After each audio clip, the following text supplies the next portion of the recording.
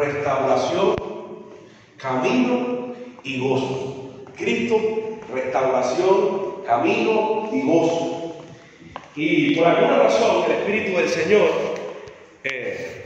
guió. He estado enfermo, no he podido tener contacto, o sea, un poco resfriado, como he querido con el grupo de adoración y los hermanos en estos días anteriores, como lo hemos tenido. Y no pudimos ajustar bien, o sea, no pude decirle a tiempo tal vez, creo que se lo pasé a Sonia más tarde, el texto del que íbamos a predicar. Pues coincide que es el mismo que mencionó Esther esta mañana, el primero que estuvimos leyendo, un pasaje precioso. Ese del que vamos a estar hablando hoy, solo que lo estaremos predicando en otra versión, pero el Espíritu del Señor guiando todo, mis hermanos, y le damos gracias a Dios. Cristo, como titulado el sermón de esta mañana, ¿cómo se titula? Cristo, ¿a quién se lo aprendió? Restauración, camino y gozo. Y gozo. Esos son tres cosas fundamentales que tiene nuestro Señor. Y bueno, como ya estamos viendo, estamos celebrando. ¿Qué época del año? Una de las más extraordinarias. ¿Cuál? La Navidad.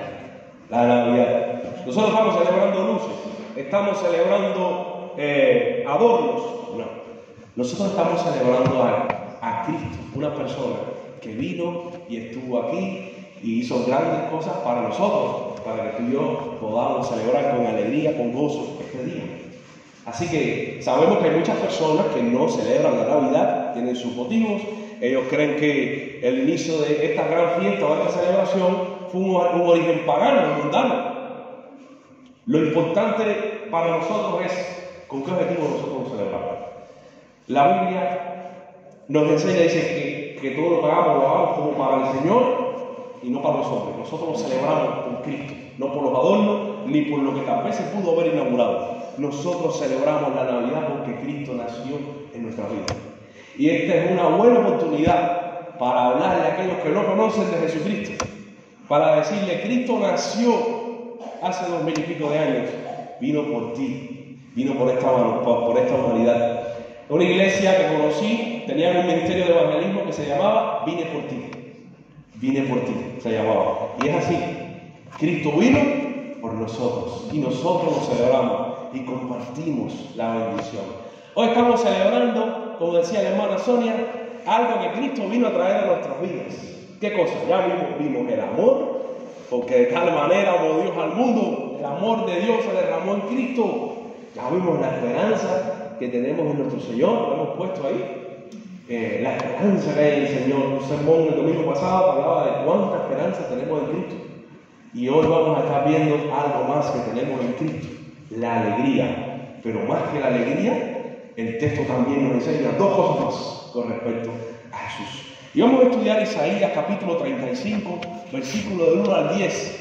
Para seguir celebrando, mis hermanos, en esta mañana. Isaías capítulo 35, versículos del 1 al 10. Como decía, lo leímos esta mañana en una versión preciosa que lo aclaraba mucho. Yo voy a la Reina Valera porque en la versión Reina Valera hay una frase que es fundamental. La veremos en el sermón, que no quería pasar por alto. Tuve delante versiones como esa que puso la hermana Esther esta mañana y preciosa esa versión. Lo dice tan sencillo. Y usted dice: bueno, pero ¿por qué si en esta versión lo dice tan fresco? El pastor se puso y se pone ahora a predicar el mismo pasaje en una versión un poco que se entiende menos. Porque es que en esa versión hay unas palabras que son claves, que me gustaría que se dijeran en este tiempo. Así que vamos a estar estudiando la palabra. ¿Estamos ahí? Isaías capítulo 35. ¿Dónde está Isaías? ¿En el Nuevo Testamento? ¿Dónde está Isaías? En el Antiguo Testamento. Y es un precioso pasaje de la Escritura que estoy seguro que estudiaron con los maestros de la escuela dominical, con Lali o con David, que le tocó ese día, no sabemos a quién. Pero de Isaías no se puede decir que no han estudiado, David, porque han tenido bastante tiempo estudiando al profeta Isaías. Y vamos una vez más hoy a la palabra, para ver que la palabra de Dios es viva y que siempre nos está hablando y que Dios siempre tiene algo nuevo que decirnos. ¿Ya estamos ahí? Según la Reina Valera dice: se alegrará en el desierto y la soledad. El yermo se gozará y florecerá como la rosa. Florecerá profusamente y también se alegrará y cantará con júbilo. La gloria del Líbano le será dada. la hermosura del Carmelo y del Sarón. Ellos verán la gloria de Jehová, la hermosura del Dios nuestro. Fortaleced las manos cansadas, afirmad las rodillas para endebles. Decid a los de corazón apocado, esforzaos, no temáis. He aquí que vuestro Dios viene con retribución, con pago. Dios mismo vendrá y os salvará. Entonces los ojos de los ciegos serán abiertos y los oídos de los sordos se abrirán. Entonces el cojo saltará como un ciervo y cantará la lengua del mudo, porque aguas serán cavadas en el desierto y torrentes en la soledad. El lugar seco se convertirá en estanque y el sequedal en manaderos de agua. En la morada de los chacales, en su guarida, será lugar de cañas y juncos, y habrá allí calzada y camino, y será llamado camino de santidad. No pasará inmundo por él, sino que él mismo estará con ellos. El que anduviere en este camino, por torpe que sea, no se extraviará. No habrá allí león ni fiera subirá por él, ni allí se hallará, para que caminen los redimidos. Y los rendidos de Jehová, los redimidos de Jehová, volverán y vendrán a Sion con alegría, y gozo perpetuo será sobre sus cabezas, y tendrán gozo y alegría, y huirá la tristeza y el gemido. ¿Qué pasaje de la Escritura más precioso, mis hermanos? Como hemos visto, estamos dentro del libro del profeta Isaías. Isaías es uno de los profetas más maravillosos que tiene la Escritura.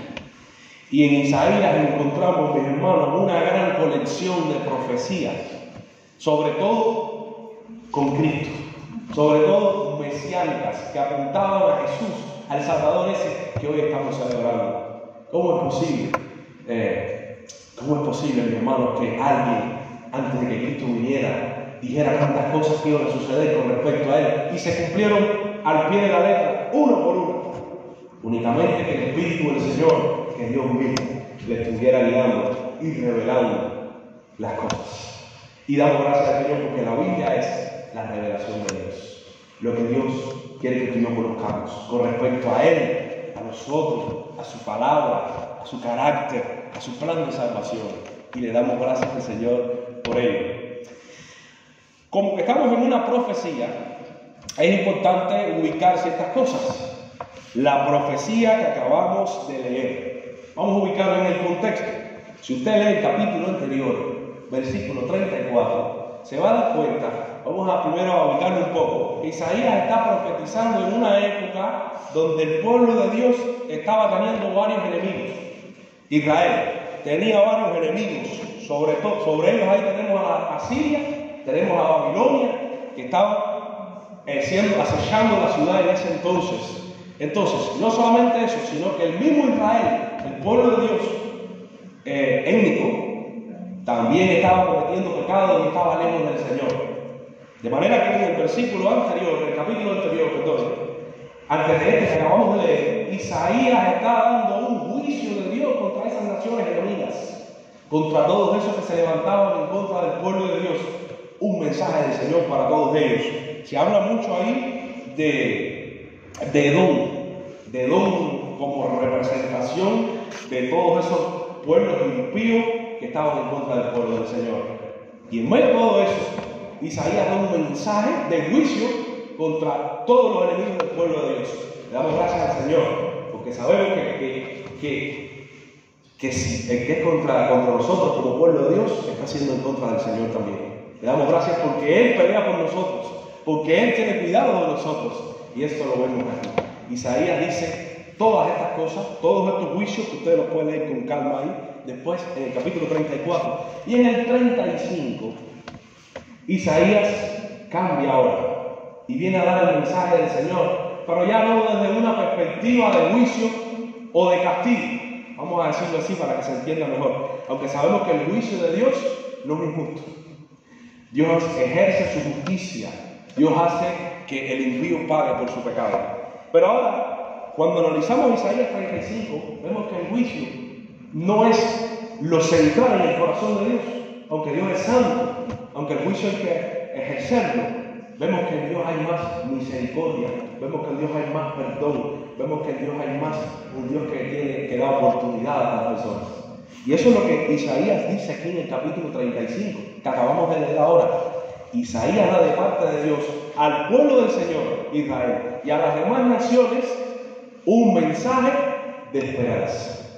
Un mensaje de esperanza. Y cuando analizamos las profecías, lo bueno de este contexto acá, cuando analizamos las profecías, es importante que entendamos que las profecías se ven desde como algo que tiene doble cumplimiento o doble referencia. Tiene múltiples cumplimientos. Esta palabra es importante.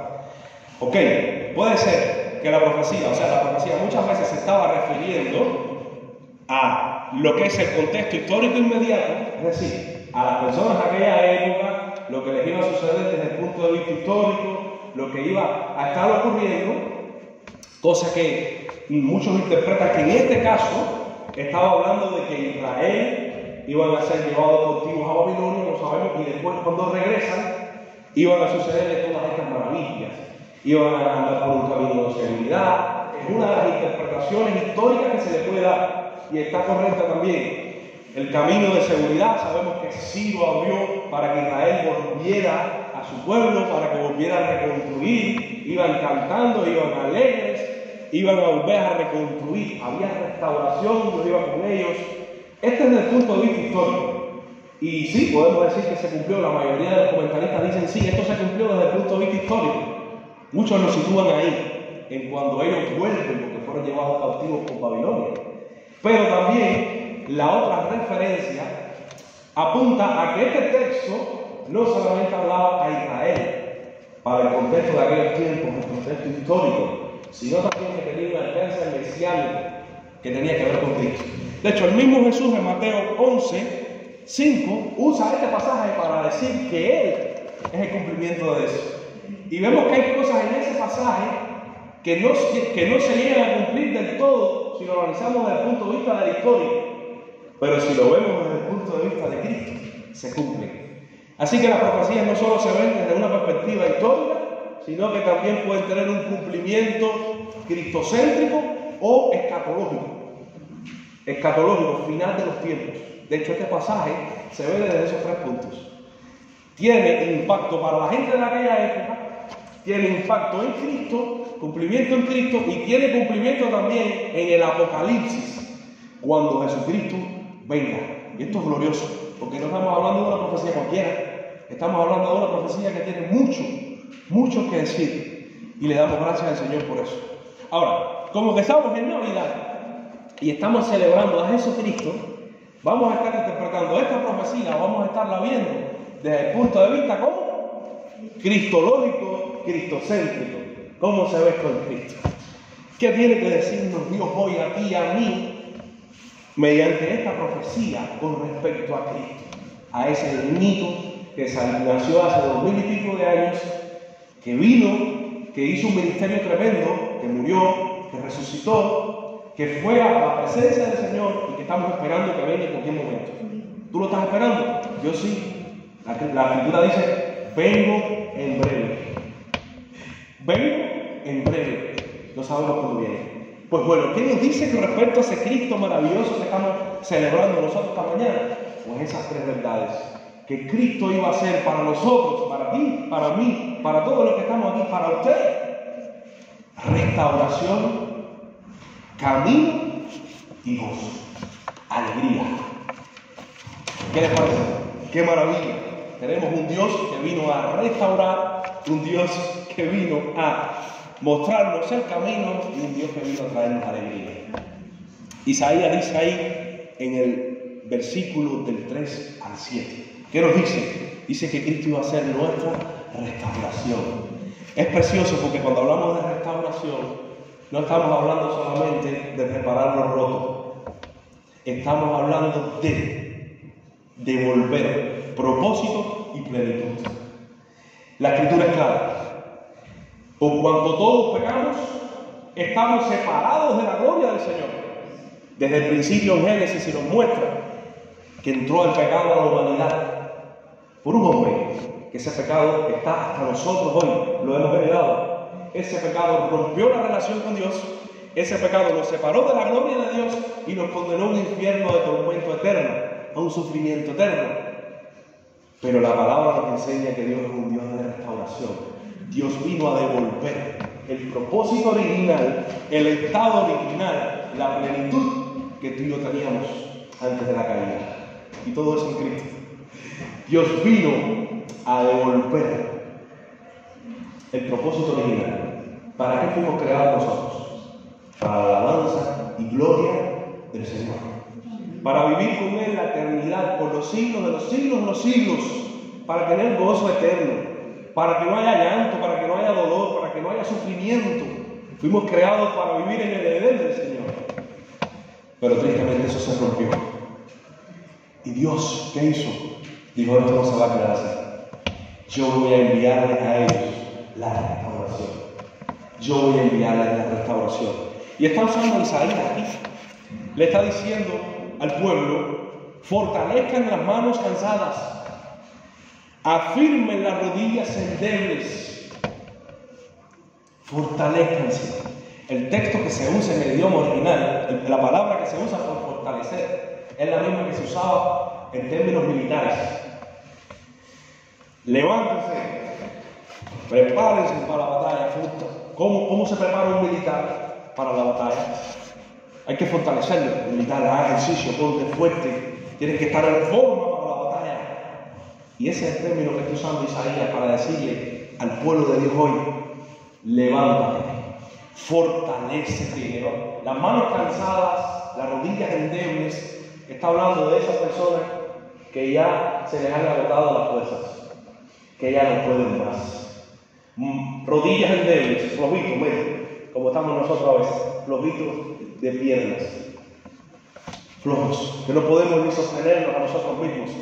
Ahora Isaías está diciendo, ustedes, esos que ya no pueden más con sus problemas, con sus vidas, con sus pecados, ustedes que ya están cansados, que están agotados de tantos problemas, de tanto sufrimiento en este mundo, afirmen las rodillas, afirmen sus vidas, afirmen sus caminos, fortalezcanse en ustedes y díganle, esto es precioso, la versión que tú citabas ahorita dice esta parte más bonita, díganle a los de corazón apocado, esforzaos, no temáis. Díganle a aquellos que tienen el corazón debilitado, a aquellos que ya su fuerza se les ha acabado, díganle a ellos, esfuércense, no teman. Isaías está hablando directamente a nosotros. Esfuércense, levántense y díganle a los demás, levántense ustedes también, esfuércense ustedes también. ¿Por qué? He aquí, dice Isaías, vuestro Dios viene con retribución, con pago. Dios mismo vendrá y os salvará. La causa de la fortaleza, la causa de la restauración. He aquí, Dios viene, y como dice ahí, Dios viene con retribución. El Señor viene a ejecutar su juicio sobre la tierra. El Señor viene a hacer con la gente injusta. El Señor viene a hacer con los impíos. Les va a dar a ellos según lo que se merece. Así que si tienes un enemigo que no es cristiano, ora por él para que se convierta, porque dura cosa es caer en manos de Dios vivo. Porque a veces lo que queremos es que Dios venga para que ese enemigo de nosotros se vaya para el infierno y el Señor sea con él. Le dé lo que yo le puedo dar. Señor, o te lo llevas o te lo mando, como se suele decir.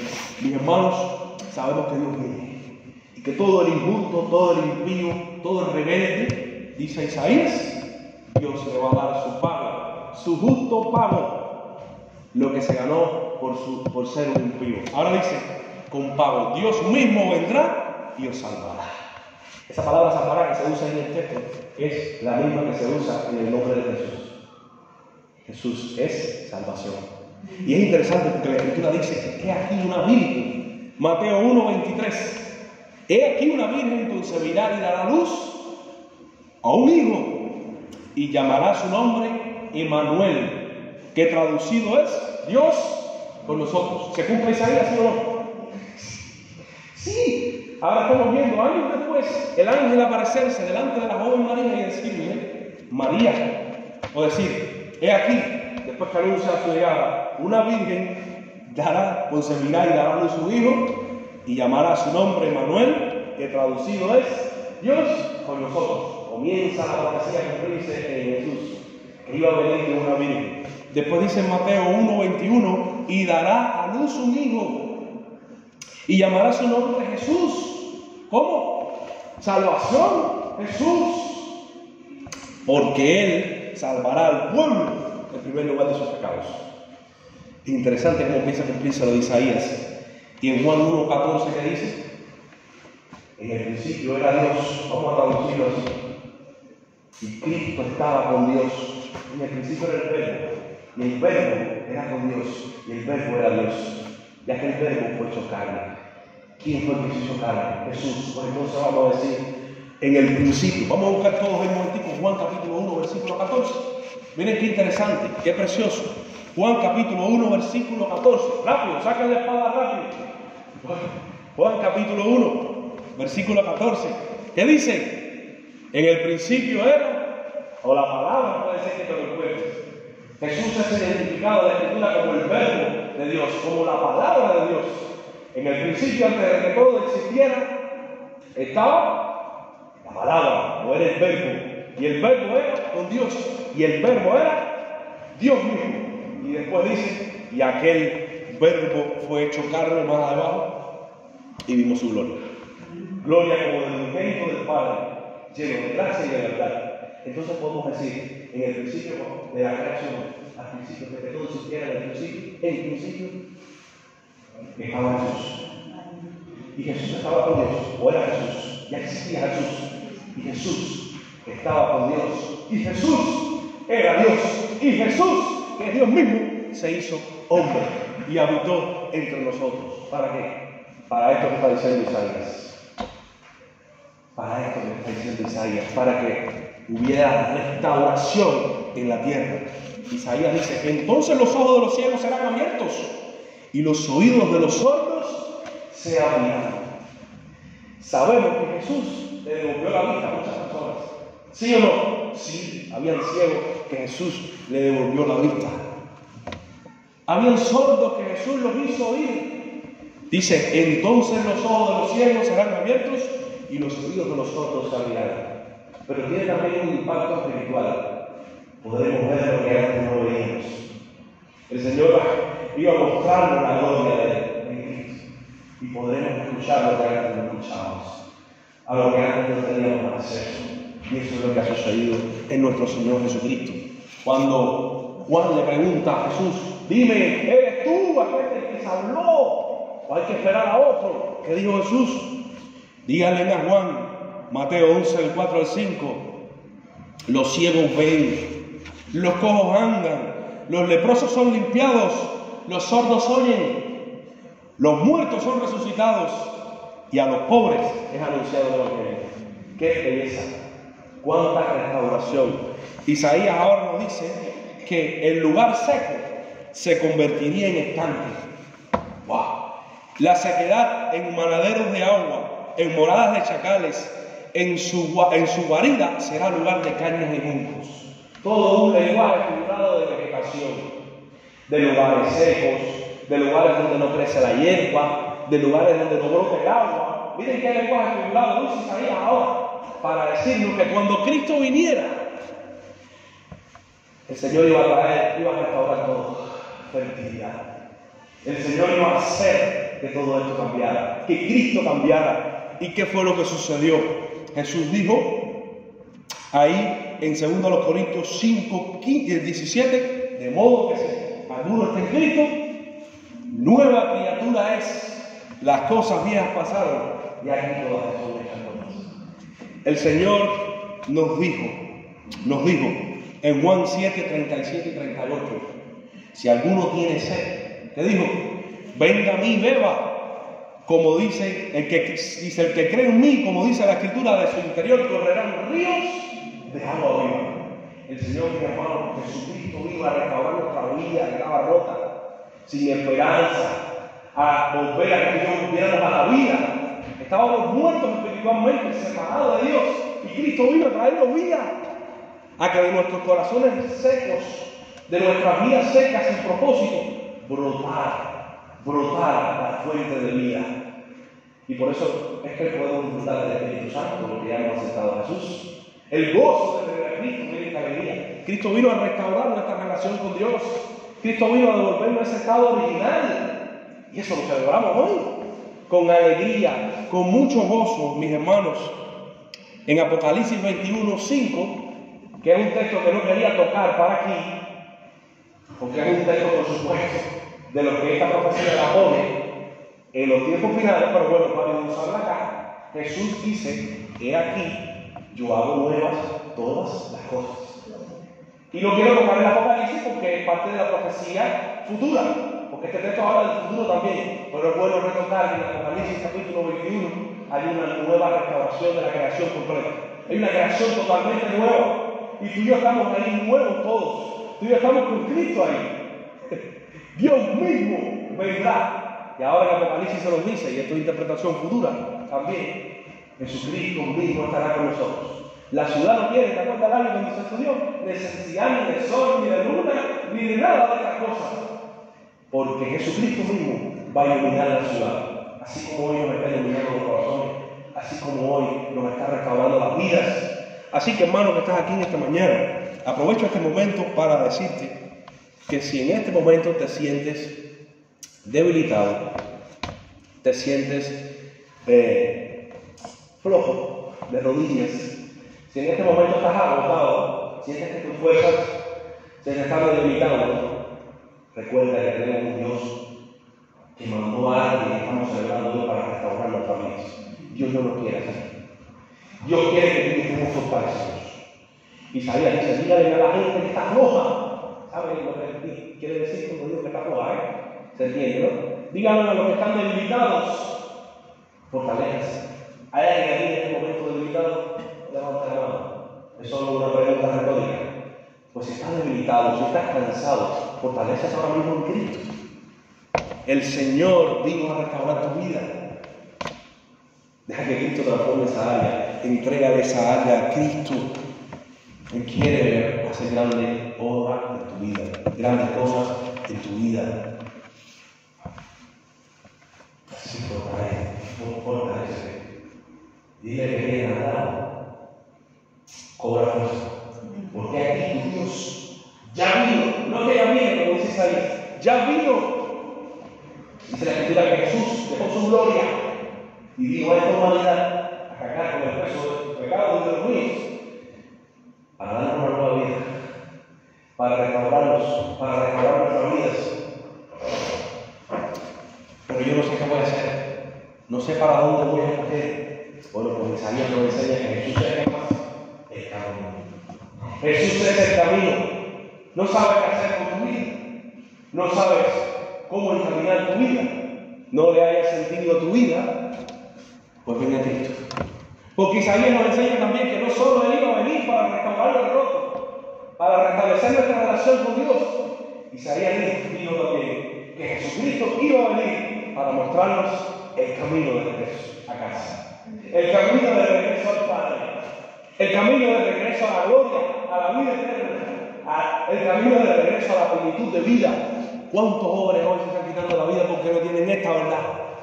Porque no tienen a Cristo, porque no tienen el amor de Dios, no lo han entendido, porque no tienen la esperanza que Cristo da, porque no traen, bueno, la alegría que la veremos que Cristo da, pero porque no han podido ser restaurados todavía. Pero este es el momento, mi hermano, de decir: no puede esperanza.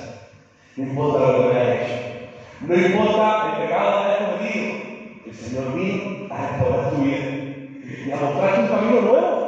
El Señor vino a mostrarte un camino mejor, para que ya tú no vivas más desorientado, para que tú no vivas más sin sentido en este mundo.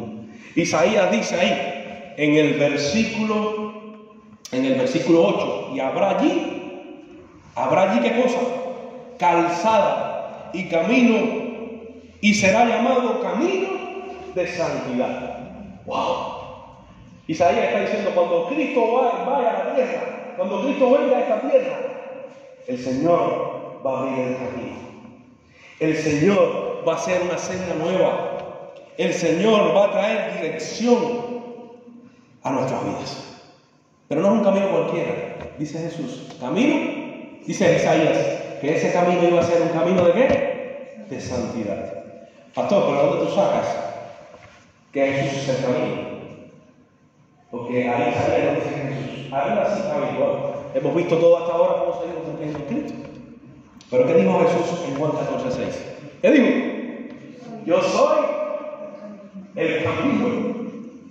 Si Isaías, habrá camino y calzada. Habrá una nueva senda para esta humanidad, para que vuelva a casa. Lo habrá. Un camino de santidad, libre de pecado, un camino lejos de todo lo que Dios le agrada, un camino nuevo. Y a nadie le gusta ir por un camino lleno de gente mafiosa, de gente mala, de viciosos, de gente. A las mujeres les gusta pasar por un camino donde hay violadores, donde hay viciosos. A ninguna mujer le gusta pasar por un camino de eso, Nos gusta pasar por el camino donde está la gente trabajando, nos gusta pasar por el camino donde no hay peligros. Pues Jesús dice, por Dios, que Isaías dice, va a venir un camino libre de pecados, un camino donde no hay peligro. ¿Y qué dijo Jesús en Juan 14:6? Yo soy el camino. Dice, se lo saben de memoria, y la verdad y la vida. Nadie viene al Padre sino por mí. Hermano, es el único camino, no yo. Es el único camino, es el camino de la esperanza. Es el camino de la restauración. Es el camino, mis hermanos, del amor. Es el camino de la alegría, el camino de la paz. Todos los estamos celebrando. ¿Quieres amor en tu vida? ¿Quieres esperanza? ¿Quieres restauración? ¿Quieres alegría? ¿Quieres paz en tu vida? Jesús dice, yo soy el camino. Y la verdad y la vida. Nadie viene al Padre, nadie vuelve a Dios, nadie pasa por este camino. O sea, nadie vuelve a la gloria eterna, ni disfruta de todas estas bendiciones, si no es por mí. Jesús no dijo si no es por María. Jesús no dijo si no es por el santo no sé quién. Jesús dijo, nadie viene al Padre si no es por mí. Y no estamos hablando del muñequito que la gente tiene guindado en un lugar. No está hablando del muñequito, está hablando del Cristo verdadero que vino, que murió y que se levantó y que está a la diestra de Dios y que viene un día, se nadie va a ir al Padre. Nadie viene al Padre sino por mí. No pasará nadie inmundo por ahí, no pasará ningún impío por ahí, no pasará ninguno con sus pecados y con sus cosas. Sí, puede ser que esa puerta que está ahí azul con cristales la atraviese mucha gente que nunca se arrepienta de sus pecados, muchos engañadores, muchos mentirosos, mucha gente que vivía en la iglesia. Puede ser que eso sí atraviese un día esa puerta, pero en el cielo nunca van a estar aquellos que nunca se arrepintieron, aquellos que nunca siguieron el camino de Cristo. Y la palabra lo dice. Por eso, en Hebreos 12:14 se nos dice que sigamos la paz con todos y la santidad, sin la cual nadie verá al Señor. Yo lo siento mucho, pero si Cristo no santifica tu vida, si no aceptas a Cristo en tu corazón y su obra redentora te santifica, no vas a entrar por este camino. Es imposible. Sin santidad nadie verá al Señor. Pero Cristo vino a hacer ese camino santo. ¿Cómo vino yo de tal manera que agrade a Dios? Cristo, a través de Cristo. Él vino para que tú lo siguieras. Mateo 5:8, bienaventurados los limpios de corazón. Esto lo dijo Jesús, porque ellos verán a Dios. Yo me pregunto, ¿ya nuestros corazones han sido restaurados por Cristo? ¿Ya nuestras vidas están restauradas por el Señor? De lo contrario, no veremos a Dios. Pero hoy puede cambiar tu vida. Hoy puede cambiar tu vida. Hoy Cristo puede restaurar tu vida. Hoy tú puedes decir, voy a dejar de caminar en contra de Dios, de andar en mis propios caminos. La gente dice, yo creo en Dios a mi forma, a mi manera. Y lo que hacen es seguir sus propios caminos, sus propios pensamientos, sus ideas que se han hecho, las ideas esas que se han hecho del mundo, con respecto al mundo, la cosmovisión que tienen. Hoy puede ser que yo voy a dejar todo eso y voy a seguir el único camino que me lleva al cielo. Porque al cielo no me lleva ni Mahoma, a mí no me lleva Buda, a mí no me lleva ningún nada, solo Jesucristo.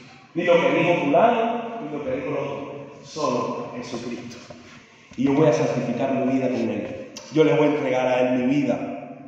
Dice Isaías, el que anduviera en este camino, El que viene en este camino. Y este es el texto que no podía dejar de pasar por alto, los versículos, porque yo me identifico con esta gente. Dice, el que anduviere por este camino, ¿por el camino de quién? ¿Y su nombre? ¿El camino de quién? De Jesús. El que anduviere por Cristo. Por torpe que sea, dice Dios en su palabra, no se va a extraviar. Por débil que sea, por torpe que sea. Es que yo no sé leer la Biblia. Es que yo no me conozco todo el mensaje de la Biblia. Es que yo no he estudiado en un seminario de teología. Es que yo, pastor, es que yo, imagínate, yo no tengo el conocimiento que usted tiene. Yo creo que me voy a perder. Yo creo que no voy a lograrlo. ¿Qué dice Isaías? Si tú andas en Cristo, por torpe que seas, por débil que seas, por poco conocimiento que tengas, si tú andas en Cristo, tú no te vas a perder. Esto es precioso. Eso es precioso. Eso es precioso. Porque Jesús dijo en Mateo 28:20, yo estoy con ustedes todos los días y hasta el fin del mundo. Qué lindo.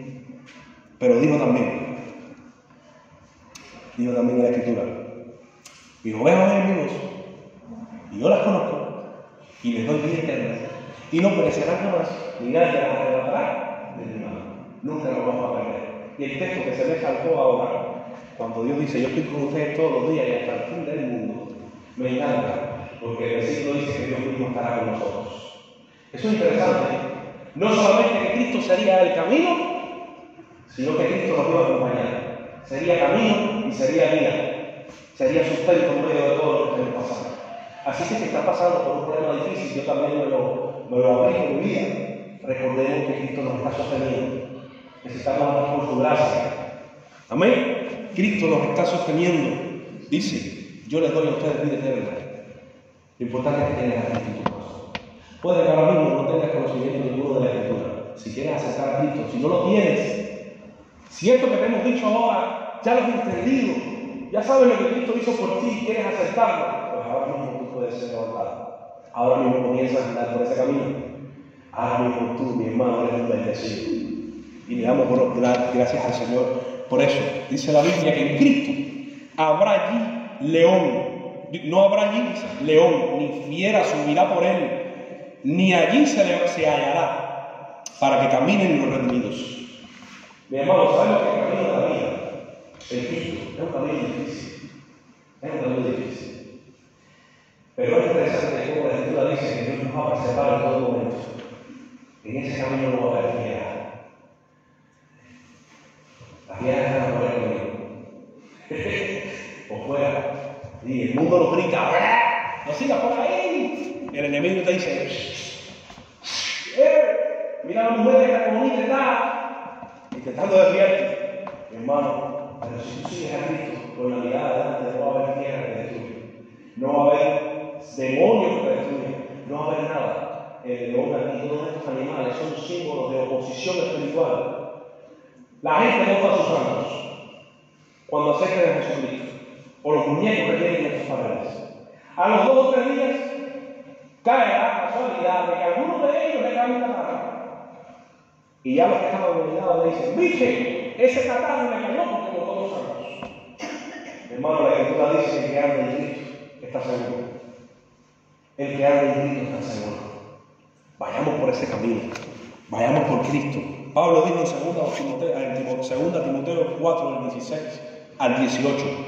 En mi primera defensa, recuerden que Pablo el apóstol, estuvo perseguido por predicar de Jesús, por predicar de esto, y lo metieron preso, y tuvo que enfrentar juicios, y todas estas cosas. Y Pablo dice aquí en 2 Timoteo, en la carta que escribió, dice que en su primera defensa nadie estuvo a su lado. Cosas que pasan a veces. La gente nos deja solo en la batalla. A lo mejor a veces el pastor no está, a veces el hermano que te invitó a ir a la iglesia ya no está. Esas cosas suceden. A veces me abandonó mi padre que me venía enseñando de la fe. Me quedé solo en la pelea. Dice Pablo, en mi primera defensa nadie estuvo a mi lado. Cuando me tocó defender de nadie. ¿Te ha pasado eso? Que cuando estaba tal vez en el colegio, ¿sabes? Cuando uno era muchacho en el colegio, a veces tenía que bajarse o pelearse. No era muchacho. Que hay que enseñar que no, que hay que ser pacificador y todo eso. pero nosotros que venimos del mundo nos bajamos y más en Cuba. En Cuba venimos después de las 4:20 detrás de la escuela. A las 4:20 detrás de la escuela. Eso era. Tú también tú sabes, ¿no? En Cuba se dice eso era a golpe, a puñetazos. Y entonces también un amigo que decía: el que se meta contigo, yo le parto la cabeza, le rajo la cabeza. El que se meta contigo, se mete conmigo. Problema contigo, problema conmigo. Entonces decía mucho allá. Y llegaba el momento de ir tú para allá a defender tu causa y el amigo no. No, y cuando la profesora te llamaba para rendirte cuenta, el amigo te dejaba solo. Chico, pero si tú me dijiste a mí, que tú me dijiste que era el que estaba hablando de mí, que tú hablas ahora. Eso pasa, la gente nos deja solo. Dice Pablo: mi primera defensa con respecto a Cristo, todo el mundo se fue. Me dejó solo. Dice, todos me desampararon. Pero el Señor, dice Pablo, estuvo a mi lado. Y me dio fuerza. Entonces, qué cosa más grande. El Señor estuvo a mi lado y me dio fuerza. Para que por mí fuese cumplida la predicación cumplida la predicación. Y que todos los gentiles, nosotros los que estamos aquí, gentiles, oyéramos. Así fui librado de la boca del león. El Señor me librará. Y el Señor me librará de toda obra mala. Y me preservará para su reino celestial. A Él sea gloria por los siglos de los siglos. Amén. El Señor te está diciendo: si tú estás en Cristo, por difícil que sea la situación por la que tú estés pasando, Dios te va a preservar. Te va a preservar, te va a cuidar, te va a proteger. Eso, si no te da alegría, mi hermano, si no te da alegría, Cristo es nuestro camino. Ya anda por el camino de Cristo. Ya es Cristo tu camino. Pues medita. Y ya para terminar, Pablo dice que Cristo es lo que vimos hoy, lo que celebramos hoy. Pues Pablo dice: Cristo es nuestra alegría. Lo define con una palabra preciosa. ¿La palabra cuál es? Gozo. Gozo. Habrá gozo. No solamente Cristo es el camino, sino que Cristo es nuestro gozo. Decía Manuel ahorita: gozo no significa ausencia de problemas. Mis hermanos, el gozo del que él está hablando aquí es la satisfacción, es la alegría de tener a Cristo con nosotros. En medio de lo que estés pasando, de cualquier situación, la satisfacción que tú tienes, la tranquilidad que tú tienes, la paz que tú tienes, mi hermano, nadie te la va a quitar. Dice Isaías que cuando Cristo viniera, habría gozo, estaríamos tranquilos, estaríamos alegres, estaríamos rebosando, mis hermanos. Dice el versículo del 8 al 9, dice: y habrá allí calzada y camino, del 2 al 10, se alegrará el desierto y la soledad. El yermo se gozará y florecerá como la rosa. Qué lenguaje figurado, bonito. Dice que el desierto se alegrará. ¿Acaso nuestras vidas sin Cristo no estaban vacías y secas? ¿Cuántos han aceptado a Cristo ya? Nuestra hermana que ha estado Jesús. ¿Te acuerdas cuando vivías sin Cristo? ¿Cómo estaba tu vida? Seca, vacía, triste, sin propósito. Puede ser que tuvieras dinero, casa, posiciones, pero sabías que faltaba algo. Dice la Escritura: cuando Él venga, habrá gozo. Porque el Señor viene ¿a qué? A traer alegría a esos corazones secos, a esos corazones que no tienen esperanza. Y eso fue lo que nos pasó. Cuando me convertí al Señor, me sentaba en unas matas, era profesor como usted. Me sentaba en unas matas, grababa unas matas en un banquito, la vida de escuela donde daba clase. Y las estudiantes pasaban y decían: profe, ¿usted está loco? Y él decía: ¿por qué? Dice: porque se está riendo solo. Es que me alegría. Jesucristo vive mi vida. Ya tengo esperanza, ya tengo un gozo. Lo entiendo todo, lo veo todo. El Señor quitó de mí la venda, la mía. Lo entiendo, ahora entiendo. Estaba como el ciego Bartimeo. Yo no sé si el hombre es un espíritu. Yo no sé si es un pecador, como dicen ustedes. Yo solo sé que era ciego y ahora ve. Ahora ve. Mis hermanos, sabemos que Cristo ama, por supuesto. Pero no somos esclavos. Le doy gracias al Señor por darle alegría, le doy gracias. A veces me deprime un poco, o viene un momento difícil, uno se siente un poquito con el ánimo por el piso o por el suelo, pero pasajes como Isaías, vuelve y te levanta y te dice: levántate, fortalécete, levanta las manos caídas y las rodillas esas corridas que tú tienes, símbolo de debilidad espiritual, porque Dios está contigo. Jesucristo ya vino, Jesucristo está en ti. La Escritura dice la Escritura que se alegraría el desierto, se alegraría la soledad, florecerá profusamente y también se alegrará y cantará con júbilo, la gloria del Líbano le será dada. Toda una serie de tierras fértiles, de cosas preciosas que iban a suceder, de fertilidades que iban a suceder en ciertos lugares también de sequedad, pero también en lugares fértiles también iba a florecer la alegría. Tenemos a Cristo en nuestros corazones, Cristo nos debe dar alegría, hermano. Todavía no tenemos a Cristo en nuestro corazón, pues acércalo. La Biblia dice que hay gozo en los cielos cuando un pecador se arrepiente. Pues así como la creación se iba a alegrar en la fertilidad que iba a venir de parte de Cristo, nosotros como iglesia nos alegramos cuando alguien acepta a Jesús. Por eso si tu mamá hoy acepta a Cristo, tendríamos un gozo en el corazón también. Y todo el que no haya aceptado a Jesús, digo, no sé si lo acepta. Pero bueno, nos alegraremos y en el cielo habrá gozo, porque han hallado a Cristo. Han hallado la restauración de vida.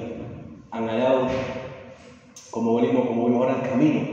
Y has hallado también la alegría. Dice la Escritura que los redimidos de Jehová volverán y verán a Sion con alegría y con gozo perpetuo.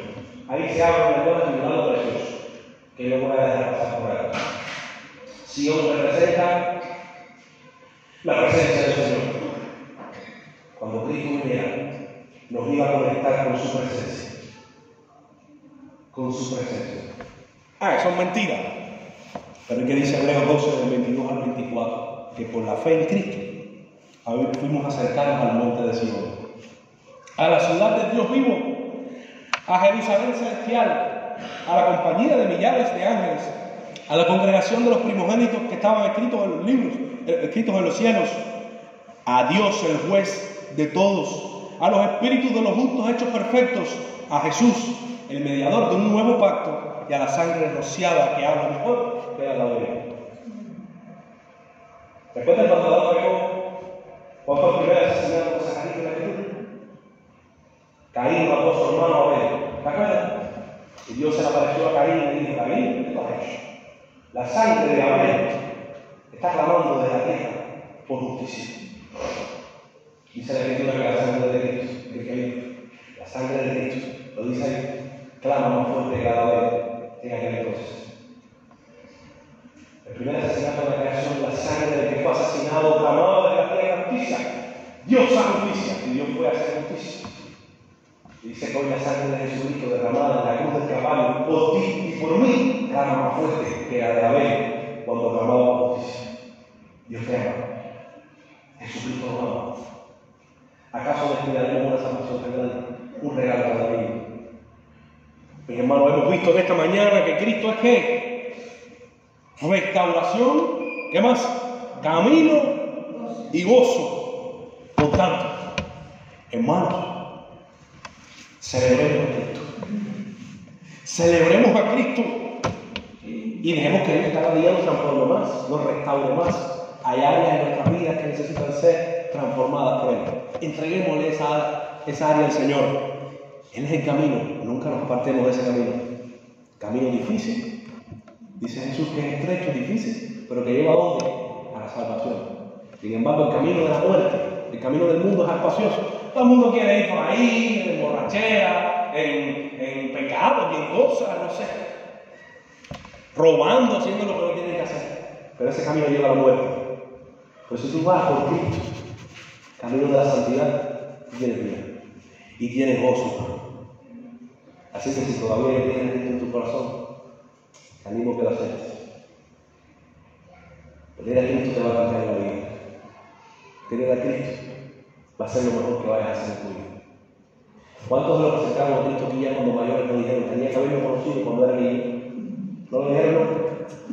Si yo lo hubiera conocido antes, no hubiera cometido tantos errores. No hubiera sufrido tanto. Hubiera sabido lo que tenía que hacer en cada momento de mi vida, en ciertas circunstancias. No me hubiera desesperado tanto. No me hubiera desesperanzado tanto. Pero tenemos que estamos bien, como Isaías. Así que si quieres a Cristo en tu corazón, pues acéptalo por la fe. Señor, te acepto, yo quiero esa restauración, yo quiero tu camino, yo quiero, Señor, tu gozo, tu alegría. Y si lo tenemos, mi hermano, seguimos celebrando a Jesús. Amén. Amén. ¿Alguien aquí se arrepiente de tener a Cristo en su vida? ¿Alguien de los que está acá se arrepiente de tener a Cristo en su vida? No. Así que, mi hermano, que Dios le bendiga.